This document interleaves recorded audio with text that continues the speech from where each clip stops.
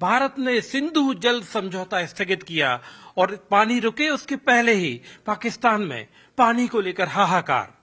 मंत्री के घर को फूंक दिया क्योंकि नहरों पर जो पानी था उसको लेकर लोग विरोध कर रहे थे। सर, वहां पर हाहाकार पानी को लेकर मचा है। सिंधु जो जल समझौता है स्थगित है। ये सिंधु जल समझौता ऐतिहासिक अन्याय था भारत के साथ, भारत के किसानों के साथ। स्वर्गीय पंडित जवाहरलाल नेहरू जी ने केवल पानी नहीं दिया सिंधु का 80% पाकिस्तान को, पैसा भी दिया, पानी भी बहाया और पैसा भी बहाया। 83 करोड़ रुपया उस समय दिए गए, जिसकी कीमत आज की मूल्य से अगर आके तो 5,500 करोड़ रुपया होगी। हमारा पंजाब प्यासा है, पंजाब में सूखा पड़ रहा है, धरती में पानी बहुत नीचे चला गया है। हमारे हरियाणा को पानी चाहिए, राजस्थान को पानी चाहिए। राजस्थान में तो रेगिस्तान कितना है हम जानते हैं। जम्मू कश्मीर को पानी चाहिए, हिमाचल को पानी चाहिए, लद्दाख को पानी चाहिए। हमारा पानी कांग्रेस की तत्कालीन सरकार ने पाकिस्तान को दे दिया। और उस समय 1960 की लोकसभा की डिबेट पढ़िए, मैंने पढ़ी है, अटल जी भी उस पर बोले थे। जितने वक्ता बोले सबने ये कहा कि समझौता अन्यायपूर्ण है। उस समय के अखबार उठा के देख लीजिए, द हिंदू जैसे अखबार, टाइम्स ऑफ इंडिया, जहां तक मुझे ध्यान है, सबने इसके खिलाफ लिखा। क्यों दिया ये पानी? पानी के साथ पैसा भी, और बदले में हमको क्या मिला? हमने उनको पानी दिया, उनने खून बहाया। और इसलिए मैं प्रधानमंत्री नरेंद्र मोदी जी को किसानों की तरफ से हृदय से धन्यवाद देता हूं। ये समझौता स्थगित किया। ये पानी, अच्छा समझौता भी कैसा था? हम अपने भारत में बने बगलिहार जैसे बांधों से गाद भी नहीं निकाल सकते, डिसिल्टिंग भी नहीं कर सकती। ये कोई समझौता होता है? और पंडित नेहरू जी कहते थे कि पैसा देके हमने शांति खरीदी। कहां शांति? और इसलिए भारत ने ये कहा है, प्रधानमंत्री जी ने, कि पानी और खून एक साथ नहीं बह सकता। आपके सर किसान संगठनों से आपने भी बात भी की, मतलब इसमें सबसे बड़ी बात यह है कि जो पूरा हिंदुस्तान जानना चाहता है आगे क्या। समझौता तो स्थगित। इन सब प्रांतों के किसान नेता आए थे, सबने एक स्वर से प्रधानमंत्री जी का अभिनंदन किया और सबने इसकी आलोचना की। सचमुच में देश हित को गिरवी रखा गया उस समय। क्या हम ऐसी संधि करेंगे जिससे हम अपने किसानों के साथ अन्याय करें, अपने देश के साथ अन्याय करें? तो अपने देश के किसानों को पानी पहुंचेगा? किसानों ने एक स्वर से निंदा की। कांग्रेस के डीएनए में ही किसानों का विरोध है।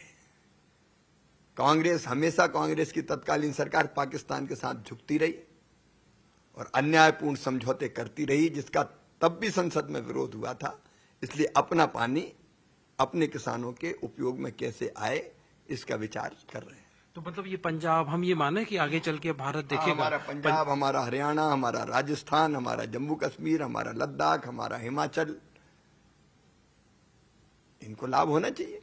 और पानी पहुंचाएंगे आप कृषि मंत्री हैं, किसान आपकी तरफ बड़ी उम्मीद से देख रहे हैं। देखिए, सारी संभावनाएं पानी पहुंचाने की क्या हो सकती है, उस पर विचार किया जा रहा है। विचार किया जा रहा है। पाकिस्तान कह रहा है कि पुनर्विचार करिए, अगर हो सके तो सिंधु जल समझौते पे जो आपने स्थगन किया है। मैंने बता दिया कि अन्यायपूर्ण समझौता है और देश इसके खिलाफ है, स्थगित कर दिया गया है इसे। तो जब बीच में हालात बड़े डिस्टर्ब थे, तो आप देश के कृषि मंत्री हैं, अन्न के भंडार को लेके मतलब सुनना चाहेगा देश आपकी तरफ से। अन्न के भंडार तब भी मैंने समीक्षा की थी जब युद्ध के काले बादल छाए थे।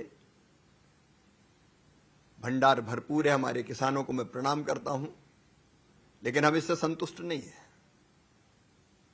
बढ़ते हुए तापमान के बीच भी हमने गेहूं का उत्पादन बढ़ाया, हमने धान का बढ़ाया, हमने मक्के का बढ़ाया, लेकिन और बढ़ाना है।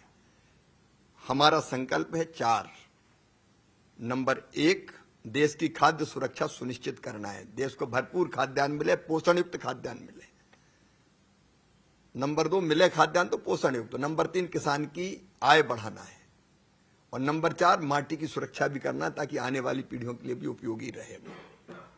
और इन उद्देश्यों से को लेकर उत्पादन बढ़ाना, लागत घटाना, इन दोनों उद्देश्यों को लेके एक यात्रा, एक अभियान विकसित कृषि संकल्प अभियान। विकसित कृषि संकल्प अभियान। हमारे पास 16,000 वैज्ञानिक हैं आईसीआर कृषि विज्ञान केंद्रों में। वैज्ञानिक बैठे रहते हैं लैब में, और किसान काम करता है खेत में। वैज्ञानिक शोध करते हैं, अच्छे बीज बनाते हैं, पूरी जानकारियां होती। तो उस रिसर्च का फायदा कैसे किसान को मिले, लैब टू लैंड को मुझे जोड़ना है। तो सीधे वैज्ञानिक लिखने के लैब से हमने 2170 टीम वैज्ञानिकों की बनाई है। एक टीम में 4 वैज्ञानिक और एक जिले में 3 टीमें जाएंगी। इनके साथ केंद्र सरकार का और राज्य सरकार का कृषि विभाग का अमला होगा, केवीके होंगे, मतलब कृषि विज्ञान केंद्र, और प्रगतिशील किसान होंगे। 5-7 गांवों के बीच में एक केंद्र पर ये वैज्ञानिक जाएंगे, पूरी टीम जाएगी, और वहां की पूरी परिस्थितियों का मतलब एग्रो क्लाइमेटिक कंडीशंस क्या है, पानी कितना है, जलवायु कैसी है, मिट्टी में कौन से पोषक तत्व है, कौन सी की कमी है, ये सारी जानकारी लेके जा रहे हैं।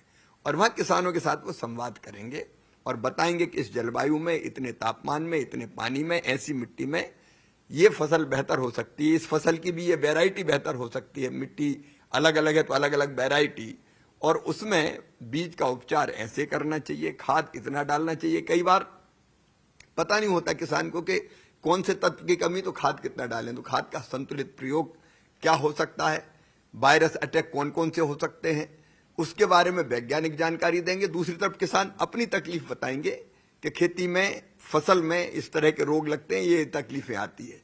तो हम उसका उपयोग करेंगे शोध करने में। अभी रिसर्च होती है दिल्ली से, मैंने कहा रिसर्च की शुरुआत खेत से और किसान से होना चाहिए।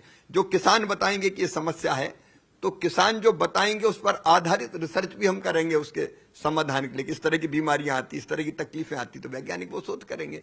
तो ये एक तरफा नहीं, 2 तरफा संवाद होगा, इसका बहुत लाभ होगा। ये हो रहा है खरीफ की फसल के लिए, बाद में हम करेंगे रबी की फसल के लिए। और मैं पूरे देश के किसानों को ये अपील करता हूं कि वैज्ञानिक आपके साथ आ रहे हैं, आपको सूचना दी जा रही है। 29 मई से 12 जून तक ये अभियान चलेगा। जरूर इस कार्यक्रम में आके अपनी जिज्ञासाओं को भी शांत करें। बेहतर खेती के जो गुर बताएंगे या जो तथ्य बताएंगे वैज्ञानिक, उनको सीखें। और सरकार, कृषि विभाग, वैज्ञानिक और किसान मिलकर उत्पादन के नए रिकॉर्ड स्थापित करें। सर, माहौल चूंकि भारत पाकिस्तान का था और आपने कृषि संकल्प अभियान बताया, तो इसको मैं आखिरी सवाल इस बात से आपसे पूछता हूँ कि अगर एक सैनिक के लिए हथियार होते हैं कि अत्याधुनिक हथियार हों, और जनता के लिए, किसानों के लिए तो अन्न के भंडारी हैं, और जो आपकी जो अभियान से जाहिर तौर पे फायदा होगा। निश्चित तौर पर एक राष्ट्र, एक कृषि, एक टीम, और टीम में किसान, टीम में वैज्ञानिक, टीम में कृषि मंत्री, टीम में कृषि विभाग के अमला, राज्य और केंद्र के, ये एक टीम। ये अन्न के भंडार केवल देश के नहीं भरेगी, हम दुनिया का फूड बास्केट भारत को बनाएंगे। और दुनिया के कई देशों में भी जहां अन्न की जरूरत है, वहां भी भारत एक्सपोर्ट करेगा, भेजेगा। दुनिया की भूख भी हम मिटाएंगे, क्योंकि हम विश्व बंधु है और हमारे देश तो कई चीजों में आत्मनिर्भर है। जहां कमी है उसको भी पूरी करेंगे। केंद्रीय कृषि मंत्री शिवराज सिंह चौहान कृषि अभियान के साथ साथ ये भी बताते हुए कि सिंधु जल समझौता जो स्थगित हुआ है, इससे कैसे आने वाले वक्त में हिंदुस्तान के खासतौर पर जो सीमा के जो प्रदेश हैं, चाहे वो हिमाचल प्रदेश हो, जम्मू कश्मीर हो, इसके साथ साथ पंजाब, हरियाणा, यहाँ भी सिंधु का पानी कैसे पहुंचेगा।